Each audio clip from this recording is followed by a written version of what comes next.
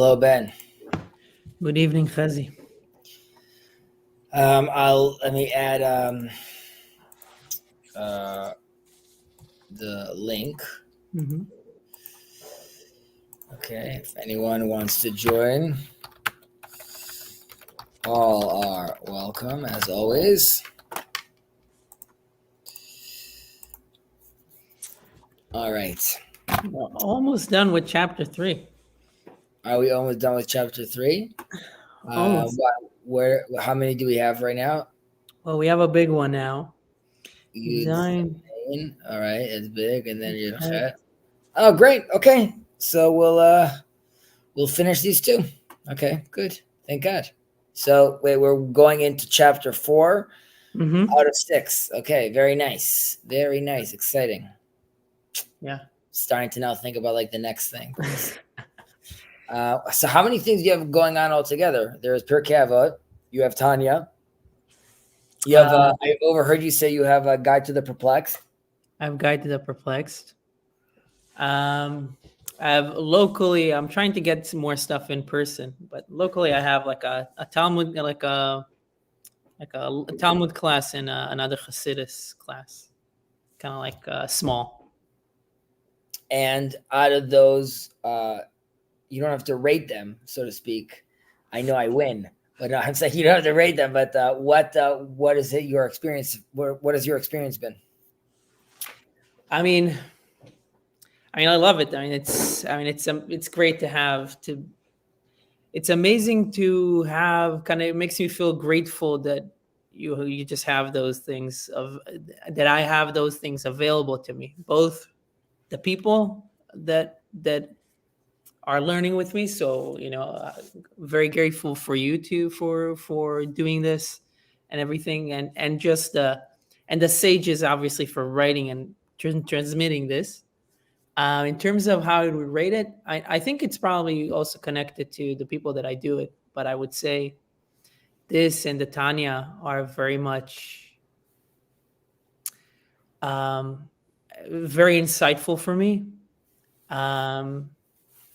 And I do enjoy. I do more of the parsha and all the commentaries and Rashi kind of by myself, and that's good. And I do that with my wife more. So That's all nice. of them, it's very hard to it's very hard to rate because they're also very relational. Like I do them with different people, and Do you find yourself identifying a pattern though between the different stuff you're learning, as in like where a comment from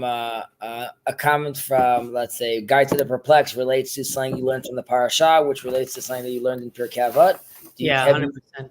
Okay, so that's obviously that's nice when that happens, when you start being like being able to reference all those elements. Do you find different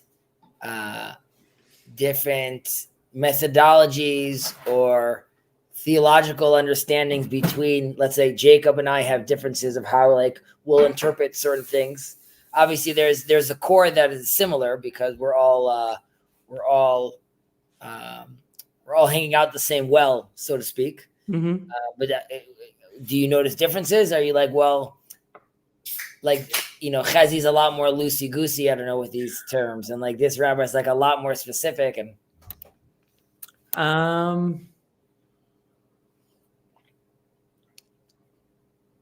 I actually don't notice that much difference. I mean, there's definitely, maybe here we definitely kind of touch on, we have more of kind of like a historical context, and some other things put into it, and I definitely appreciate that because it helps me connect more things. With Jacob, and I kind of very much specifically just to Tanya, and which is necessary because Tanya is really just like deep in itself to kind of like grasp that whole world. So I also just appreciate just being able to live in that world even for an hour or 2 hours while I do while I do Tanya. And then once I try to understand that, I can like move outside and put in more things and connect them. I was actually thinking about that in terms of like how I learned the parsha, in terms of, okay, let me just read the narrative of what is happening. And then once I have the body of the narrative, which obviously there's so much that I'm not getting by just reading the narrative. But if I just read the narrative, then when I start reading the commentaries, I can start connecting things into the narrative. And I know, oh, this hooks into here and this connects into here. So, and this is kind of maybe like my thought with some of these, where they kind of allow me to hook into different things. Well, you might not be doing this like intentionally, but you are. There's an acronym called the Pardes, the orchard, and in Hebrew it's Pei Reish Dalet Samech, meaning Pshat, Drash, Raj, Sod, and by your current syllabus is allowing you to walk across this orchard, so to speak. Mm-hmm. So that's like, that's a very nice experience. And you are privileged in a certain sense to, be studying the Guide to the Perplexed, right? Like with like this diving into like this Aristotelian land, so to speak. Mm-hmm. But at the same time, you're armed with Tanya. Right. So yeah. That's like a beautiful way to, and as we've seen over here, when you're armed with Tanya, like one sentence could mean like the exact opposite of like what it means. And you're like, so like suddenly like, there's a whole new world in front of me. So that's nice. It's nice to hear that you like are aware of those, that you feel that. And it's just so nice to hear that you have, that you have all those outlets basically to really engage in. Kol hakavod. Yeah, I'm trying to make up for lost time, but also when I get into something, I go deep into it. So it's nice. I opened up, or Jacob opened up like this Noahide little room. So we're going to be doing we're going to be going over specifically over their prayer book and their Shulchan Aruch, so to speak, their guide, their practical guidebook. But I'm also potentially going to like do maybe some parasha. Maybe we'll do something else over there as well. So, and obviously you're always welcome to join. You're welcome to join everything. I don't know if you're interested in like how the Noahites prayer, but if you are, we're going to do that as well. All right, let's get cracking. Let's do it. Can we scroll back for a moment? Yeah, we are back. We're there. Okay, Ted Zion. Right.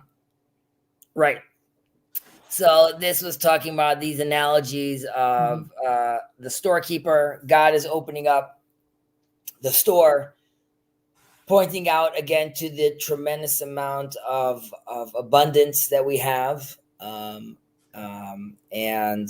how understanding God is by the fact that he's offering us credit, and the storekeeper is sort of doing his rounds, and that is allowing us a chenvani makif, and this is allowing us sort of he's giving us space to sort of window shop. However, with all this freedom, we have to recognize that, like what we said earlier, that hakol rashui hakol tzafui v'rashut natuna, as in everything is preordained or predestined, yet we have free will. So here too, we see the storekeeper is allowing us to do whatever we want in the store. However, at the end of the day, we're still inside the store, and you could do whatever you want. You could take this credit, but at some point, the credit, the bookkeeper, the account keeper comes, and payment is due. And because you have this freedom, you could also choose. We use an analogy of the store of like, you could decide to buy yourself Whole Foods. You could decide to buy yourself Dr. Pepper, and destroy yourself. So like those are all decisions that one has to make for himself. But God is giving you those options. And it ended over here that you should be confident that whether with your knowledge or without your knowledge, like there's a cause and effect. There's ramifications for the things you do. That God is the judge of truth, and ultimately we said we're all preparing for this feast. All of this is being prepared for the feast, and this we said was an interpretation of sort of all your life is putting together is getting everything together for the feast in the world to come, right? Mm-hmm. Inside the sukkah of the Leviathan.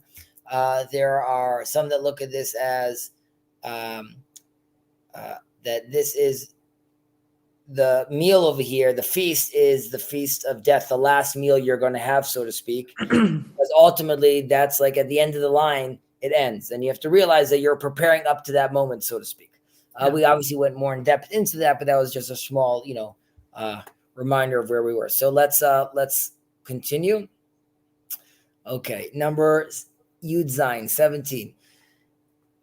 Rabbi Elazar ben Azariah Omer, Im אין תורה, אין דרך ארץ. אם אין דרך ארץ, אין תורה. אם אין חוכמה, אין יראה. אם אין יראה, אין חוכמה. אם אין דת, אין בינה. אם אין בינה, אין דת. אם אין קמח, אין תורה. אם אין תורה, אין קמח. הוא היה אומר, כל שחוכמתו מרובה ממעשיו, למה הוא דומה? לאילן שענפיו מרובין ושורשיו מעוטין. והרוח בא ועוקרתו והופכת אותו על פניו, שנאמר, והיה כערער בערבה, ולא יראה כי יבוא טוב, ושכן חרחרים במדבר, ארץ מלאכה ולא תושב. אבל כל שמעשיו מרובין מחוכמתו, למה הוא דומה? לאילן שענפיו מעוטין, ושורשיו מרובין, שאפילו כל הרוחות שבעולם באות ונושבות בו, אין מזיזין אותו ממקומו, שנאמר, והיה כעץ שתול על מים, ועל יובל ישלח שורשיו, ולא יראה כי יבוא חום, והיה עליהו רענן, ובשנת בצורת לא ידאג, ולא ימיש מעשות פרי. Okay, let's, I think we'll split this up, and let's start with the first portion over here. Rabbi Eliezer, the son of Azariah, would say, if there is no Torah, there is no common decency. If there's no common decency, there is no Torah. If there's no wisdom, there is no fear of God. If there's no fear of God, there is no wisdom. If there's no applied knowledge, there is no analytical knowledge. If there's no analytical knowledge, there's no applied knowledge. If there's no flower, there is no Torah. If there's no Torah, there is no flower. So I would say let's stop there for a second and dive in. So Rabbi Eliezer ben Azariah, he is he is a descendant of Ezra Sofer, Ezra the scribe. So pretty big deal. Ezra was a big deal as well. He was known for being extremely, extremely wealthy. Some ungodly amount of money, which I think the Gemara gives examples that I think some of them are more trying to sound a little like over the top, but clearly very, very wealthy. He was sort of the interim Nasi, the president of the Sanhedrin, instead of Rabbi Gamliel. At the time, Rabbi Gamliel got kicked out because we spoke about this in the past, I believe also. He was very intense. He made Rav Yehoshua and Rav Gamliel were having a disagreement with regards to how to calculate for the dates and when Yom Kippur comes. And Rabbi Gamliel said, because I'm the authority, I'm telling you when it is. And even according to your calculation, you're going to come to me on what you consider Yom Kippur with money in your hand, right? So after he did 3 or 4 of these moves, which were super intense, you have to assume people were like, Gamliel, come on, dude, relax. But he was very intense about this, and he gets cast out. So Rav Eliezer ben Azariah takes his place, which famously he gets very nervous because he was young. Some say that he was 17 years old. And we hear about him also in the Agadah when we have Passover night. we read he's one of the characters that was studying all night long, and he says, "Ki ben shivim shana." Harani ki ben shivim shana. I am as if someone that was 70. And they say, what does that mean? Why do you not say that you were 70? And the reason is because the story goes is that when he became the Nasi, he didn't want people to look at him in an odd way because he's so young. So God blessed him that his hair became white and he seemed much older. And he says, Keben shivim shana, as I was as if 7 years old. He's also, and this I guess alludes a little to the conversation we had. This alludes a little to the conversation we had with, Maimonides and the Tanya and different interpretations.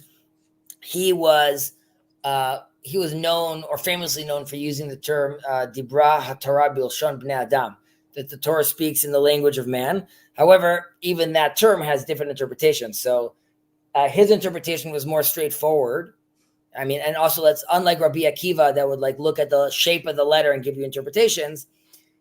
His attitude is more like the language that the Torah is using at times. Like if you see a doubling up of a certain word, that's just because that was common at the time to speak that way.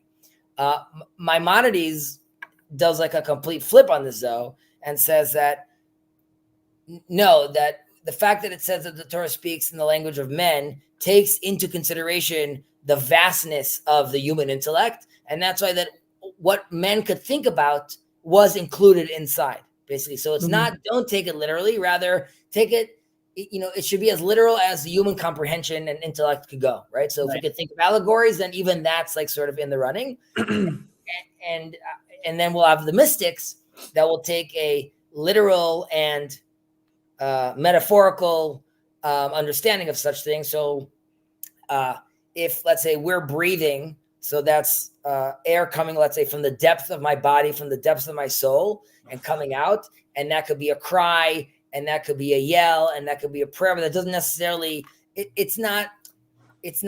doesn't mean it's only going to be limited to words or speech. And the same when God breathes into the nefesh hachaya, into man, right? So there's a sense where literally also there's God's essence, whatever that means, coming from his depth and making its way out into us, which is also not confined only to words, right? There's a sense where he could be doing that just like I could be doing that with air. So now, is there a difference? Yes. But here again, I'm using the little term to explore a much more abstract idea. So that was just, sorry for that little tangent. Just it was connecting to what we said earlier. Yeah. What else was he known for? He's known for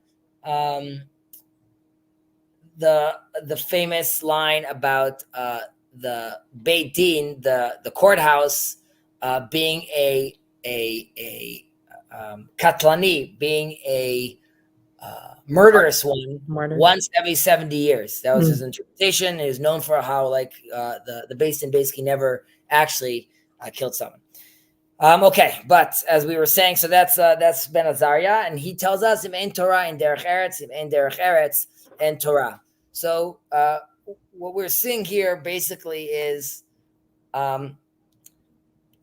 what seems like contradictions, but this repeats itself as we saw, of two elements that are codependent in a certain sense. There's different interpretations. While let's say Rambam will see them as codependent, you need both of these things at the same time. So it's very much like a chicken and the egg on both sides. However, some will interpret this as these are different levels of the same thing. So if Maimonides is saying each one is independent and both needed to move forward, you could argue that there is one version of derech eretz, of common decency or of basic morality, or let's say of morality, but it would be in its basic form. And then there's another level of derech eretz, which is derech eretz empowered by Torah, which is then derech eretz 2.0, right? Which is now it's a more advanced version or more a phase shift version of that morality. So that would be looking at the same concept, just they're building off each other. I mean, all of these things are kind of remind me of discussions that I've heard in the past, and we've had them. We also talked about this last week, of top down versus bottom up, emergence, emanation, or spirit and body. So fighting for, so giving to the poor, as well as doing something, or as well as wearing tefillin, like the spirit and the body. So yeah.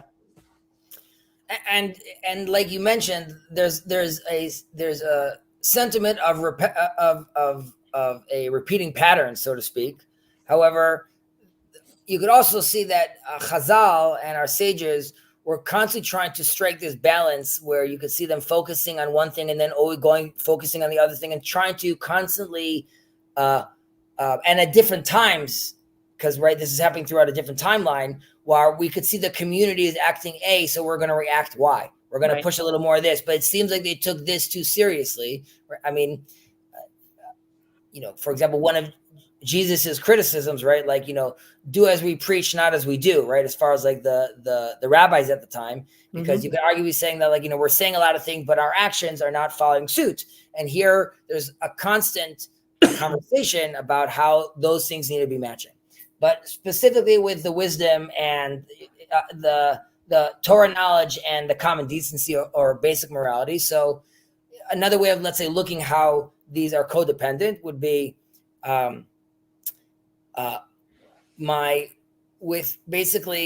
without being aware of, like, I won't be able to act correctly in the world, right? If I'm lacking the understanding and reason behind all things, right? So if I need the Torah sort of for my oculus to give me my understanding of what I'm doing.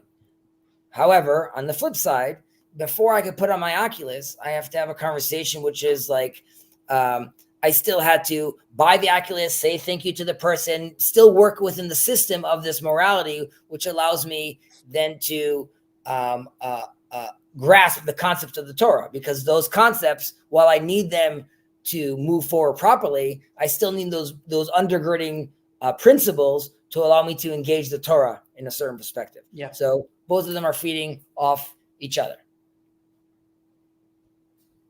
Or we're good on that, or you want to expand? Yeah, I know. I just have like a gazillion metaphors coming into my head as like share one. I mean, they're not necessarily insightful metaphors. I'm just thinking. I'm thinking about appetite and eating, and food. I'm thinking about like a business that has money.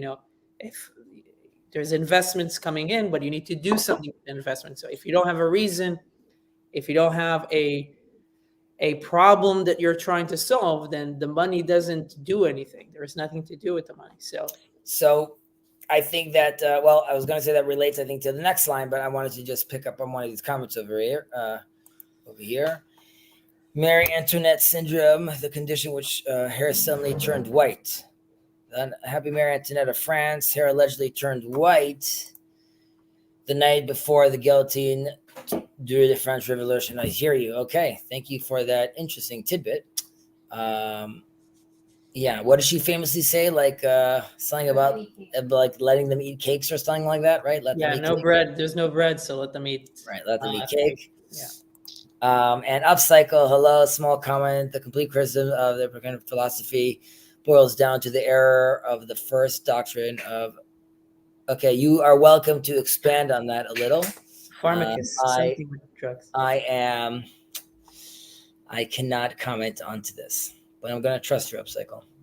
All right, so our next line is Im ein chokhmah ein yirah. Im ein yirah ein chokhmah. If there's no fear of God, there's no wisdom, and if there's no wisdom, there's no fear of God. So here too, we've discussed this a little in the past about like fear, and we're not talking about, let's say, the fear of, fear from, let's say, a burglar or someone coming to harm you. Rather, this is reverence in a certain respect. So, like you were mentioning about like a business, like if a person doesn't have a path or like a goal, they're not going to have this fear from diverting from this goal. They're not going to have this. They're not going to have the idea to move forward, right? If you have a goal and you have the tools allotted to you of actually how to move forward in that path, then you start getting very nervous. If I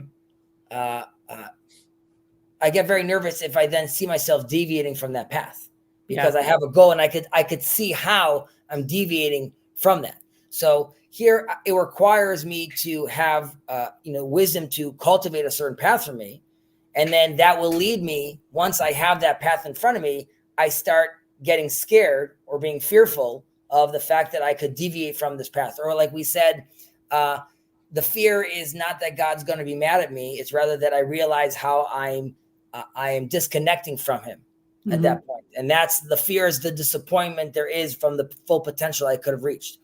And realizing that there correct. is something above you, or there is some responsibility or goal that you're however, if you don't have a path, right, then you're not going to have any of that fear, right? If you don't cultivate that wisdom, if you don't have that goal in front of you, if you don't have that wisdom, then you're not going to be able to build that fear that drives you in a certain extent to move forward. Like we just said about Modeh Ani, when I wake up in the morning, it requires me to, in a certain sense, recognize how small I am to then realize how valuable I actually am, because even the small little significant element still has a relationship or is being called on by the divine.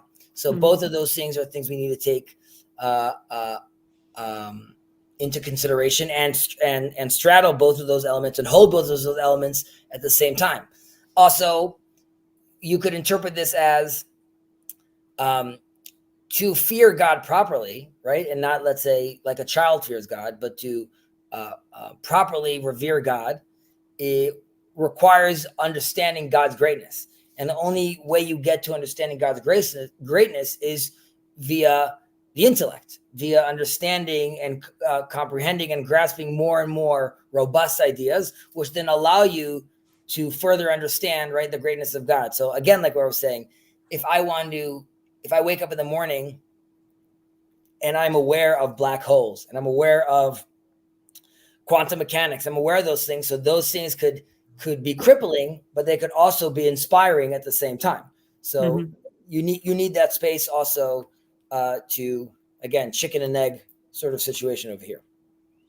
And this pattern, as we see, is like repeating itself again and again, which is you have like these two elements that need each other. Im ein dat ein bina, im ein bina ein dat. In English, if there's no applied knowledge, there is no analytical knowledge. If there's no analytical knowledge, there's no applied knowledge. So I see how they're interpreting over here. The way I've understood it was dat is the capacity to discern. And bina would be more about analyzing and synthesizing. And here I think they would call it like the analytical knowledge and the applied knowledge of like what you could actually, how you could actually apply. Once you've discerned, you could actually like apply that. So you require dat, right? We acquire discernment to allow us to make judgment calls, have an actual system that allows us to move forward in the world before we need to start analyzing all the data, right? I need to know, like, is this the right way to go right now? Is this not the right way to go? I need to have that basic understanding of discernment. And on the flip side, if I don't spend time analyzing and synthesizing and actually understanding what I'm looking at, I won't be able to actually fully discern, because I could, and at a basic level, I could be like wrong, right?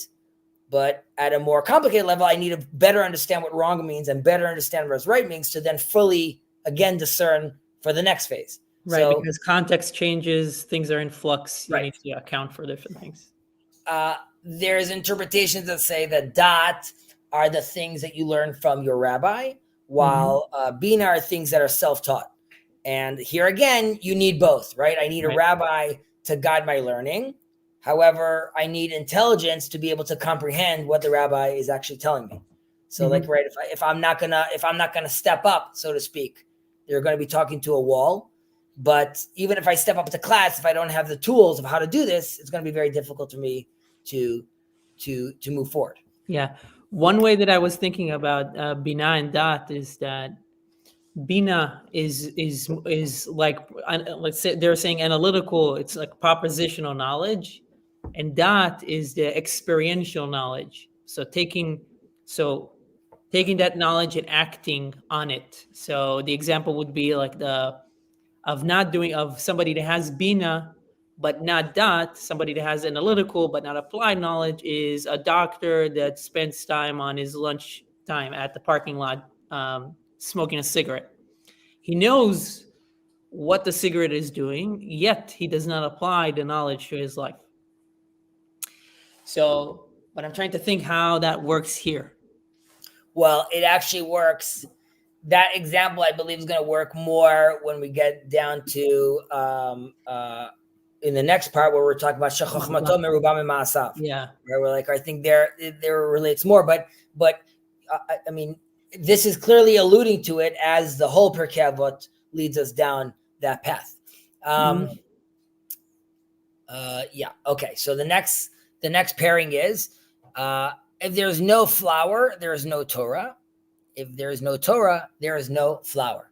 So flour in this case is representing like the physical well-being of, that we have, and like the, how we need to take care and nurture, how taking care of the body is also nurturing the soul on a very basic level of, if you're only going to be drinking this and are you going to be pulling all-nighters all day, then you're going to get sick, and then you didn't do a favor to anyone, not to the learning, not to your Torah, not to your decent morality, because you're basically bedridden. So that was pointless.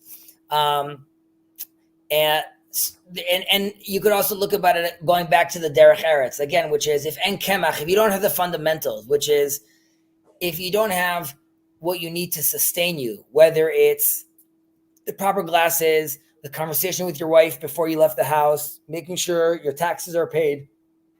If you're worried about all those stuff, you're not going to be able to move forward with Torah, so to speak, easily, because the basics, while we know that the basic undergirding everything is Torah and God, but the basics of our physical life still requires maintenance and sustenance. Yeah.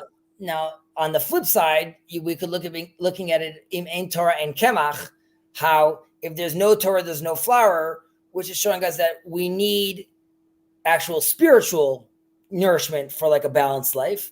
And when we're looking at baking bread, right, where we're taking like, I need the wheat, and ultimately I make this beautiful piece of this loaf of bread, and Israel has fantastic bread.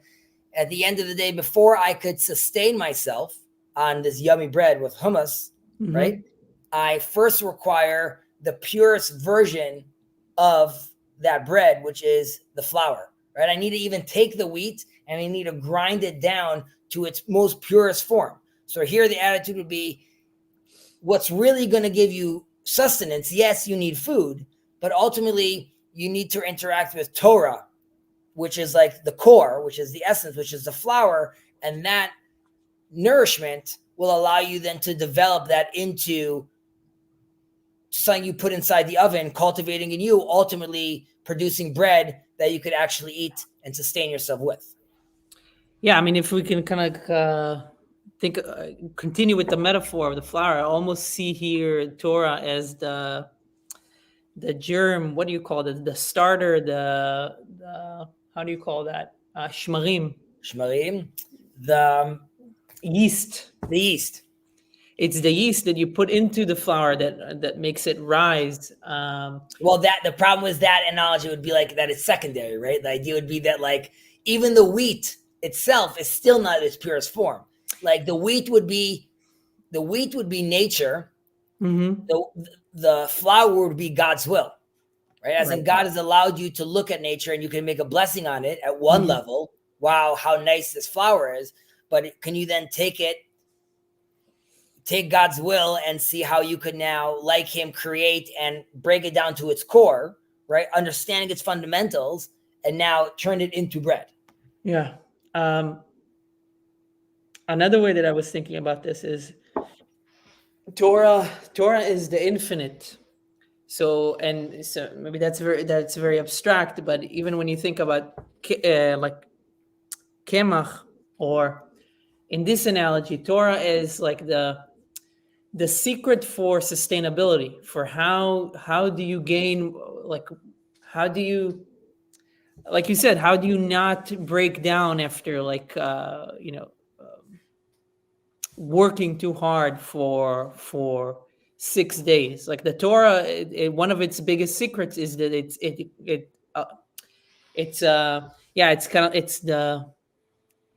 it's a view into the infinite, which allows you to understand how to live sustainably, how to live, across time. So, and there's something that when I have discussions about, just even from a utilitarian perspective, about thinking why is religion necessary? Why is it necessary to take part of these rituals? A lot of this sometimes boils down to from a utilitarian point of view, boils down to like, this is way more, like if we do this, is way more, it's more sustainable. I mean, that's John Vervaeke's a religion that's not a religion, right? I mean, he's just trying to ultimately, he realizes the psychology of practices and all these moves, even the 4 Ps. This is, I mean, we're just doing it right now, we're just doing it through like our hand of tradition, and like it's just great code that's tried and true. Yeah. The jargon we're using now wasn't the jargon at the time. But like we've looked at in the past, a lot of this is bumping up against, let's say, the Greek philosophies of the time, which are undergirding a lot of, let's say, the Enlightenment values that we have, and where the world has come up until now. So, from a utilitarian point of view, it's always fun to find in your backyard that you've had like a great, you've been running great code for a long time. Yeah. So I think obviously this is very relevant. As we move on, let's read in English again. Let's read in Hebrew again, and we'll read in English again the next portion over here. הוא היה אומר, כל שחוכמתו מרובה ממעשיו, למה הוא דומה? לאילן שענפיו מרובין ושורשיו מעוטין, והרוח באה ועוקרתו והופכתו על פניו, שנאמר, והיה כערער בערבה ולא יראה כי יבוא טוב, ושכן חרחרים במדבר ארץ מלחה ולא תשב. וכל שמעשיו מרובין מחוכמתו, למה הוא דומה? לאילן שענפיו מעוטין ושורשיו מרובין, אפילו כל הרוחות שבעולם באות ונושבות בו, אינן מזיזות אותו ממקומו. שנאמר, והיה כעץ שתול על מים, ויובל ישלח שורשיו, ולא יראה כי יבוא חום, והיה עליו רענן, ובשנת בצורת לא ידאג, ולא ימיש מעשרות פרי. So in English, we have over here, he would also say, one whose wisdom is greater than his deeds, what is he comparable to? To a tree with many branches and few roots. Comes a storm and it uproots it, and it turns onto its face. As it is stated, he shall be a lone tree in the wasteland and shall not see when good comes. He shall dwell perched in the desert, a salt land uninhabited.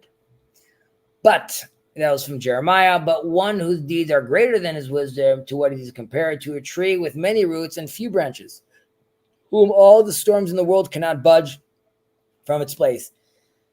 As it is stated, he shall be as a tree planted upon water, who spreads his roots by the river, who fears not when it comes to heat, whose leaf is ever lush, who worries not in the year of drought, and ceases not to yield fruit. Very interesting. Almost like I would have the expectation that wisdom would be the foundation, but here they say the deeds are the foundation. The deeds are the roots. Well, you're saying that, but you also contradict yourself, because earlier you were saying it's about these practiced things, right? My wisdom only goes so far. So let's break that down. So the two verses, right? One is alluding to being like a very weak and dried up tree in the middle of the desert in the wasteland, right? So while you could be looking at a tree and running over and being like, oh wow, in the middle of in the desert, there's a tree over here. We all know that its days are numbered. There's no foundation over there. And on the flip side, you have over here this other tree, which is, and the verse they use, it's a tree that's literally, its roots are by the riverbank, right? So it's always absorbing and getting nourished by the water that's always there. And it doesn't matter if it's rain or sun, it's evergreen or ever lush. And it has no concerns, right? Because it's always connected to the source. So And like you were saying in the previous, or you're alluding to this in the previous sections, we were just doing these comparisons where they're interconnected. And here we're saying, no, it's actually the actions and the embodiment are playing like a leading role over here. And which, the roots themselves are more important than the branches over here. And this is to point out that wisdom comes at the end of the day. Wisdom comes from the practical experience you have. Well, I don't know if more important. I don't know if more important, but it almost like it comes before because it needs to hook into something. I mean, I'm reminded what I said about the parasha, where I want to know the narrative, the material, the body of what happened, and then when I have these as the commentaries about specific things, I know where to put them. So it's kind of the roots, So yes, you required wisdom, right, to understand the words that people are saying, right? Mm-hmm. And that goes back to what we said earlier, like in chokhmah and dat, like you need those things to have the conversation. However, like you just said, like ultimately, it's the practical experience that then allows me to judge or look at my wisdom or use my wisdom properly, because I could only get so far if I'm just doing self-contemplation in my room. It doesn't matter how brilliant I am. Right? Like, is this going to work? Can this be tested? I could have all the theories I want. They could be very, very impressive, but could I actually now go to the board, write this out, and actually test it out and see if these things on the ground work in reality? Obviously, this is unlike the Greeks that come and value, the concept of just wisdom, right? It's all about the intellect. And, as far as Aristotle is concerned, you could have a wicked smart man, right? Like it's not great, but there's like this, he still does all the value to his intellect. And in Judaism, we have Ushmeltem vasitem ki hi chochmatchem ubinatchem le'enei kol hamim. And the verse over there is that you keep and you act according to my commandments, because by doing so, by acting and by doing, that will be how the world looks at you and sees your wisdom, because they're going to see code that works. Right. You could go around and talking. So the Torah says, it stresses, don't go out there and start talking about how, and this is another good example, which connects to it. The first Rashi of the Torah, which we discussed, says, why did the Torah even start with this metaphysics, which you could say Aristotle would be super interested in? Rather, it says, we should have had this specific we should have had this specific law about this practical implication. And the reason Rashi is mentioning that is that relates to what we were just saying. It's very nice that you're going to talk to me about metaphysics and the beginning of all things. I want to know how I take the grand idea and how do I use it practically on the ground, because the metaphysics only gets me so far. I don't have anything I could apply that to, but I want something that I could apply. And then also, the hubris of Rashi to come and say, like, God, you shouldn't have started here. But the attitude is, God, because the Torah was given to us, and I'm also aware that you wrote, Kishmartem vasitem. So before you start, so my wisdom is showing that your code, your guidebook, your Oculus works, your divine system works. And that you see by the fruits of your labor and how you act. And this is something that you hear if you're studying Talmud, you hear a lot, which is in Aramaic, lemai nafkamina. What is derived from this? What is the practical consequence? And when one is studying the Talmud, that is always the question being asked, right? Lemai nafkamina. I'm learning two different ideas. What can I derive from this? How can I actually use this on the ground? Right. And I think the important thing to understand is that maybe that I'm thinking about is that in order to derive something, how can I use it? You not only need you need a memory, you need a perspective, you need your memory, you need a life of an experience. You need experience, and it kind of actually reminds me of AI, even where the most important thing that it has a problem with, it's a perspective. If you don't give the chat a perspective, it spews. It doesn't know, like, it's very unclear. You have to ground it in some sort of experience, right? Yeah, obviously, you're talking about like a a linguistic experience over here that you're putting them into, but like you're saying the prompting of it is grounding it basically. Yeah, I mean, like good prompting, it has to be grounded. It's either grounded in a specific database, which it already does, but in addition to a database, it needs to have a perspective, meaning that even if I'm just talking practically, if I need help with writing a resume for somebody, I need to give it a perspective of like you are somebody that can help with this resume, and it's for a particular role, right? So, and if it doesn't have that, it doesn't know how to apply. It will basically do it randomly, or it will do it somehow, but basically randomly. But it needs to have that. So it's almost like when you're a child, you accumulate some of this experience, some of this experiential memory, and then you start applying some wisdom, and you have places where you have memories where you can kind of like understand how to apply it and what you did better or wrong or stuff like that. So excuse me for 1 second. Sorry, 1 second.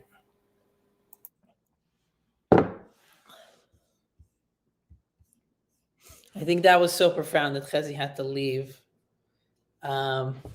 figure out what it means for his life, and then come back. But okay, maybe I'll go through the comments.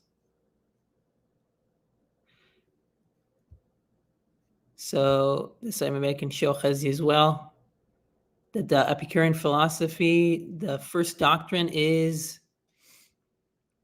don't fear God. Okay, I didn't know that. That's interesting. And then being practical can help ground our perspectives and provide a tangible basis for understanding. Yeah, it's a good articulation of that.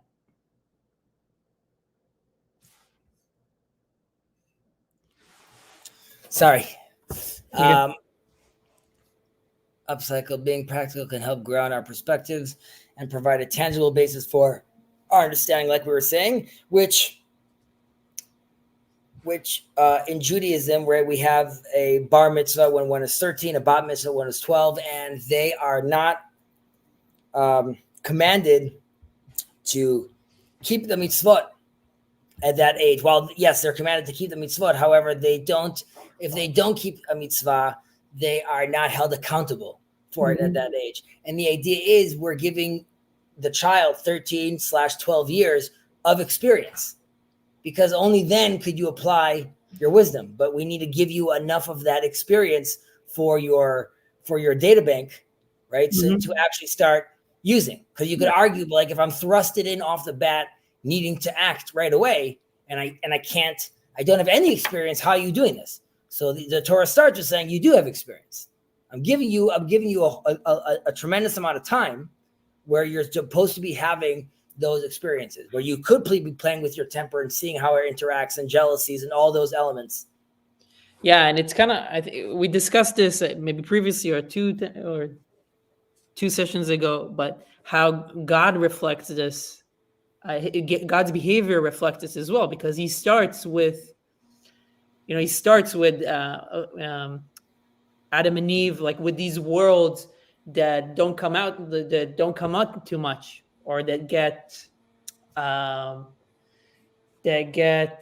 corrupted, and then he has to remove those, destroy those, and those start again. And I think the commentaries also say, like, why did God need to do? Didn't he know that this will be corrupt? And I think maybe one of them is like the free will, but another one is that he's showing that sometimes you need to figure out like what works, what doesn't work, and then you can build on top of that. Well, I mean, you see God creates something and then takes a step back and says, and it was good. Yeah. And you can argue, like, well, of course it was good. It's from God. And the attitude of God was like, yeah, we're going to go with this one. Yeah, this like a French critic. Right. And there's also there is the difference. There's before, after Noah and before Noah, with the relations that people had with the animals. And there's wording of us, humanity, sort of controlling the animals, which leads to humans potentially not fully understanding their responsibility and thinking that they could control and own the world, back to building that, that the Babel and getting fully corrupted, to an understanding of living with animals, living alongside animals, and creating a more space of sharing. And again, this is happening throughout experience of God is seeing like how the humans are interacting in this quote unquote simulation that he's giving us. Okay, I think we read through this one, right? It should be a lone tree, and I think okay. By the way, just as far as the tree example, you could say like, why are we not giving an example of a building and foundations, right? Specifically with the tree, the roots, or the other way around, the branches sort of mimic the roots in a certain extent. And they also, they mirror each other in a certain way. Like the expanse, you should, just in general, the size of the canopy on top, if you see like a very large tree, the roots are at least that size as well. Well, maybe they're saying at least, this is saying at least in a good tree. They should, right? I'm saying correct, but I'm saying correct. In a good tree, in a healthy tree, where you would see that happening, unlike a foundation where you could have like an X foundation and a huge house on top of it, here the attitude is like your deeds should also be matching your wisdom in a certain extent. Yes, it's more foundational, as in that's what's starting it up, but like you're supposed to be echoing that on the ground. Yep. It's not supposed to be coming out looking like a completely different structure. And then people could see, he is coming from deep. There's like deep roots to his actions. Okay. Moving on. Yeah. Okay. Rabbi Eliezer ben Chisma Omer, Kinin upitrei nida hen gufei hahalachot, tkufot vegimatriot, parperaot la chochma. Rabbi Eliezer, the son of Chisma, would say, it's interesting that they say, okay, the laws of kinin, bird offerings, and the laws of menstrual periods, these are the meat of halacha, Torah law. The calculations of solar seasons and gematria are the condiments of wisdom. Condiments of wisdom. It's interesting again, like how they interpret this in their English. Okay, so Rabbi Eliezer ben Chisma. Here I see they interpret it as the son of Chisma, even though some has seen this as like a nickname of his, of being very strong. Some saw it as that he had a hard time remembering things, so he would constantly be studying, and like that strengthened his resolve, and he was known as someone that's like very, very smart. This is also happening. Is he a part of Yavne? Yeah, he's part of like the Yavne crew, as we dubbed them. And I mean, it relates also to what we're talking about over here. He was known also as like a polymath. Well, specifically like in the sciences or the sciences of the time, he was very, very very good at math as well. So he tells us about kinin over here, the bird's offering, and the pitrei nida, that these are the meat of the halachot, right? So we were just talking about previously about the need of Torah and Torah study, and the wisdom one needs for Torah study. And then here we're suddenly seeing these two abstract elements, which in theory, you would ask, based on how this continues, saying that this is halacha, you would say, here we have two elements which have a tremendous amount of doubt to them.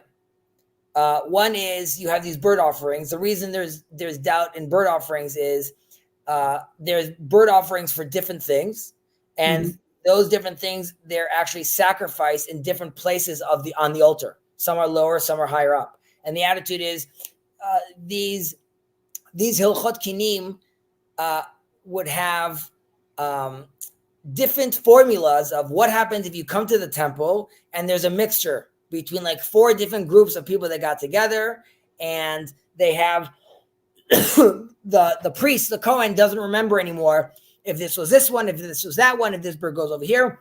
So what does he do?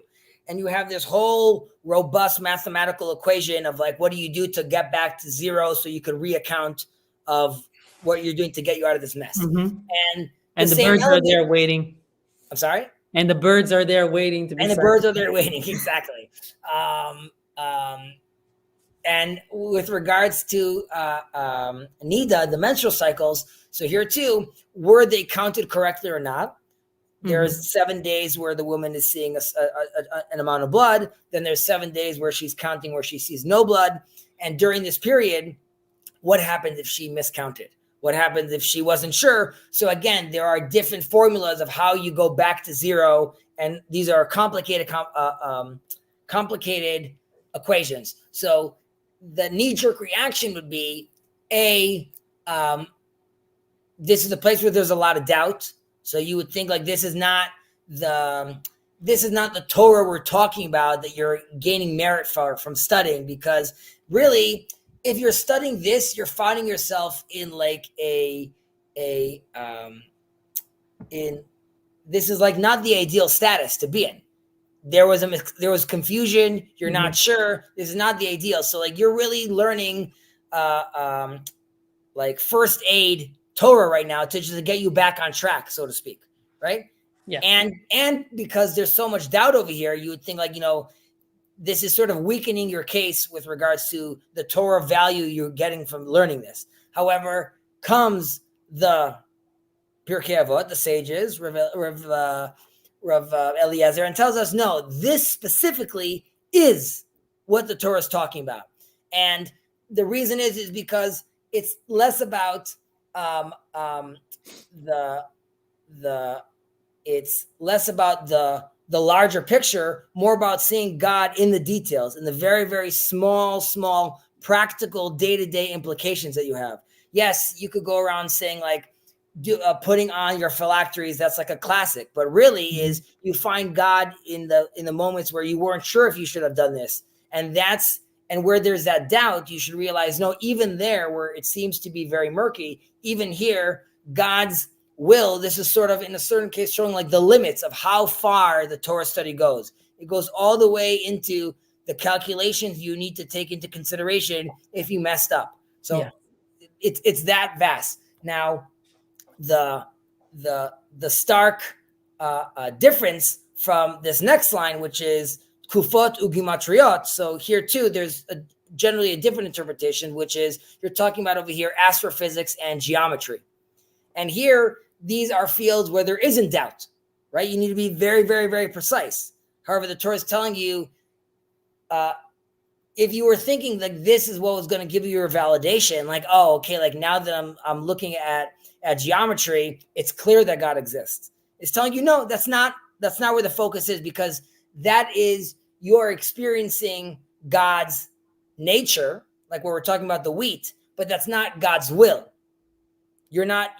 God's will is now to you deal with like you were supposed to count these days in your menstrual cycle and you didn't. So through his will, there's still ways for you to understand his Torah and reach right. Back and to. What guides your calculations is it's his principle. Okay. You need to use the principle in order to derive what is the correct decision. Right. So some people will say that astronomy or like astrophysics is still considered Torah because it's used to make Torah calculations. Like you were just saying, I'm still using that. However, like astrology would be like the condiments, right? That's like a side element that you need to be dealing with, which is, let's say what Rambam would say. Rambam is quoted saying, Hidbonen ba'olam kedei shetakir et mi she'amar ve'haya olam. Right, like look into the world and look into the sciences so you could recognize and better understand he who spoke and created the world. However, the Rambam says that this is ultimately an expression of love. And at the time, he believed that like it's less about being in awe by nature, right? Seeing Niagara Falls and being like, oh my God. It's more realizing why at this degree of Fahrenheit, the Great Niagara Falls is going to immediately freeze because of the rules of physics. And once you fully realize that, there's a moment of love that the Rambam expresses, which is like understanding God, of understanding Him at a certain level, and that is showing you this this level of love. But the idea is that looking at this as condiments. So some people see this as, you look at this as like a dessert. It's more like the pleasure that you're taking on, and like Rambam is talking about, like love or astronomy. These are things that you are doing at the end.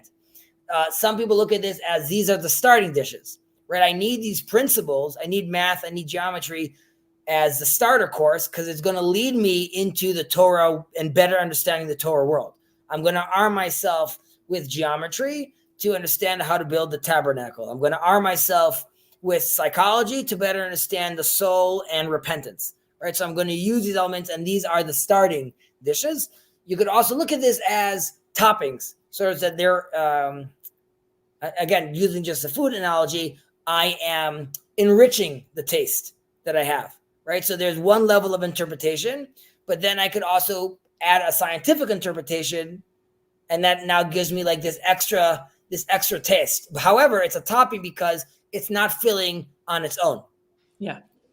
I still need my base. I still need my Torah. And then on top of that, I can decide to add on it my spices, so to speak. Yeah, I mean, it's kind of like what we discussed. I mean, it's kind of like my comment initially when I said, like, we especially in our discussion when we talk this, we are able, and you specifically are able to bring in, both of us are able to bring in, like, here is how, maybe for Vicky is looking at this, and here's a little bit of a history and how it's affected there.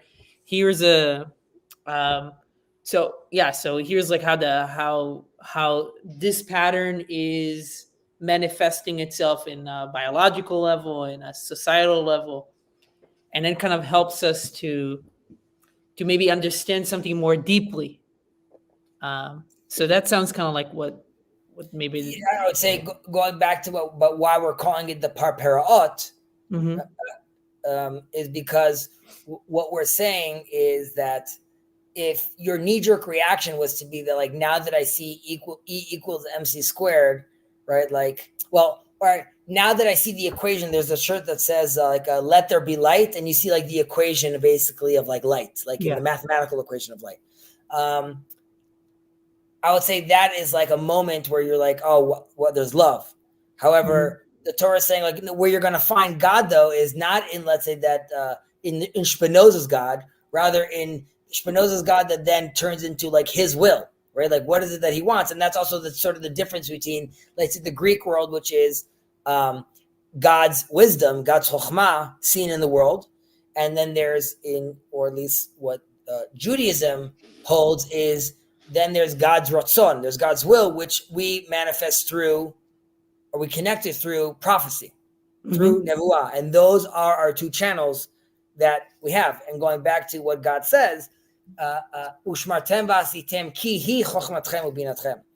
What the world, the way the world is going to see your wisdom manifest is not because you're going to be the Nobel Prize winner, even though that happens to be like impressive. It's going to be because of your actions and your deeds that will then manifest that wisdom, or that divine wisdom. Interesting. Yeah, that kind of connects to if we finish this as well, because this is going to lead us to something else, but kind of connects to the current situation as well, and in Israel, and how you think of like how, like, what is the, this is hard to articulate, but in what way can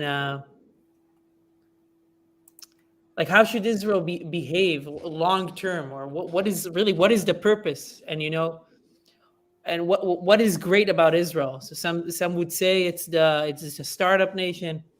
Some would say it's how strong the army is. We were able to build this strong army, but again, that might be the pilpul to the actual purpose of what we want or what we want to be known for, and what we should or what God wants us to be known for. So, and I think this is part of the struggle probably that people are having in terms of what to do next. How do we bring about redemption? Might be like a religious word, but how do we bring up, or you can use nitzachon, right? How do we win, which is such a political word. So, but yeah. So this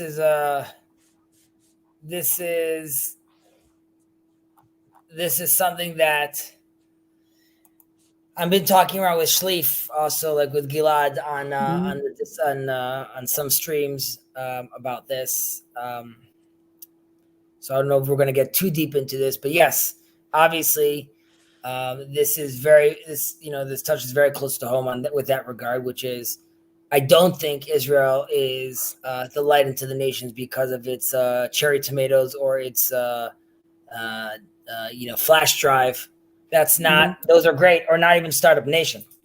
I think it's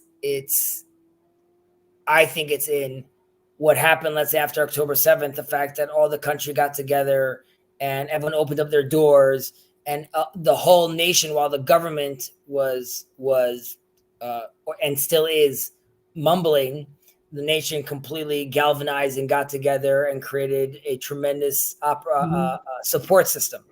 And those, to me, show how you could galvanize the whole people in such a way of acting in a godly manner, at its best. And ideally, you'd want that to make its way through the body politic as well. Again, starting from the individual all the way to there, and I believe that's what we're supposed to be doing. There's obviously a lot to unpack with regards to, how you see what our destiny is, how you see that manifesting, what does a Jewish / democratic or Torah / Enlightenment values, science and Torah, how those things work together.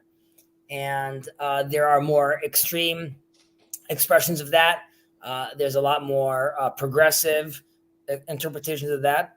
And I am definitely trying to walk some sort of line. But I remain optimistic, for we are Am HaNetzach, the eternal people. And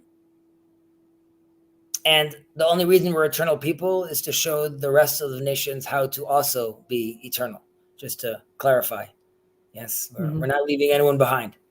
So yeah.